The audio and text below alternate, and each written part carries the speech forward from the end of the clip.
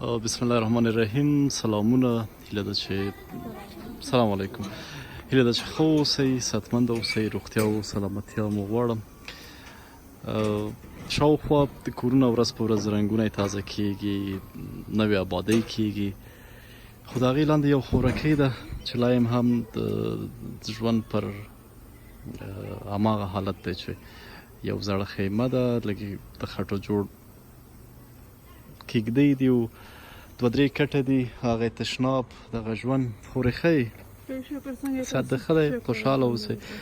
وخت در منځ څنګه تېرېږي؟ زه به بیا هم یادونه وکړم چې دا خورکۍ کونډه ده، خاوند د سرطان له امله خپل ژوند له لاسه ورکړی، هغه چې کله ناروغ و هغه په ځای پروت و، بیا د خورکۍ دغه خټې خپل په لاسونو کړي دي، یو بل چا په چاردیوالۍ کې یا د بل چا په ځمکه کې، چا د بل چا ځمکه چې ده هغې هم ورته د دې ځای نه ځواب ورکړی دی، خو چې نن دی که سبا دی هغوی هم هره ورځ امکان لري چې راشي او دوی ته ووایي چې تاسې له دې ځای نه لاړ شئ. خورې مشکلاتونه دې را سره شریک کړه. بس ژوند دی تېرېږي ورو نو بله ورځ مو دا کوروالا راغی، موږ هغې ته مې ویل چې ما اوس نه شو وتی د کوره، بس هغې راته ویل زه خورې پرته وسته، خو دا خلک د دې ځای کې تا نه دقت وي. بله ورځ مې راباندې دغه زوی راته دغه کړ، ویې واخه ویې ټکه، بس څوک مجبوریت ده ورته شپې سبا کوو دغه ځای. خورکۍ بیا هم زه همدا پوښتنه تکراروم چې دلته خو به ویرېږي که نه؟ بس یېرېږو، ولې نه یېرېږو، پیشو د درز هم یېرېږو، نو څه به وکړو، نو مجبوریت د شپې سبا کوو. نو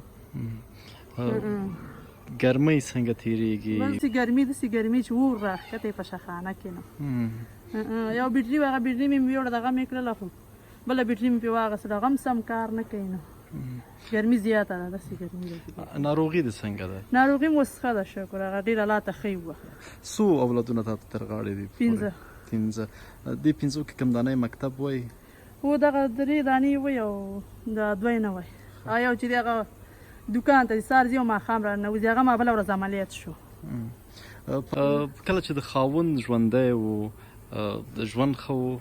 او ژوند ښه و زموږ. اوس کوم تغییرات راغلل ستا په ژوند کې؟ ژوند کې دغه تغییرات راغلي چې سرپرست هم د کور نشته، واړه واړه بچي یتیمان راته پاتې دي، به د ګټې وټې څوک نشته دی. بله ورځ مې زوی عملیات شو، په خدای چې داسې شو چې بیخي نو کومه پیسه چې راسره وه هغه هم په زوی ولګوله بله ورځ، بس هغه هم راته مریض پروت دی، بس بیخي نو ژوند بیخي خراب دی دا اوس. داسې وخت راغلی چې ته په لوږه ویده شوی اوسې؟ او ژوند راغلی دی همداسې، 4 شپې مې په ناره کړي، جمعه مې په ناره تېره کړې، ټول ته دې شاوخوا ته کورونو ته معلومات دی، په جمعه مې تېره کړې په ناره.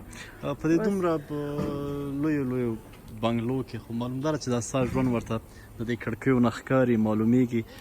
کومه ورځ چا در سره کومک کړی چې نه دا چاپېره چې ما نه چاپېره تاودي دې خو راسره نه دی کړی، هغه یو ځای کې کور دی هغه راسره کومک کوي کله کله.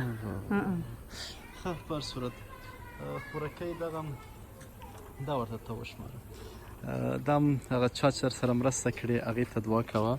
1000 خدای دونه ورکړي ټولولو باندې ستړي شي نه.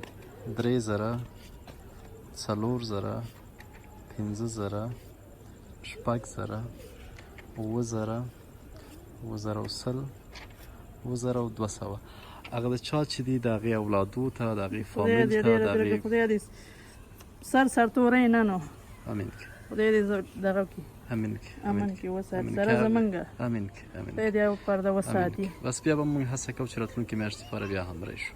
مننه. کور ودان او زوی لوی چې زمونږ غریبانو پوښتنه کوئ، خوشحاله خدای ستاسو پوښتنه وکړي. سلامت اوسئ.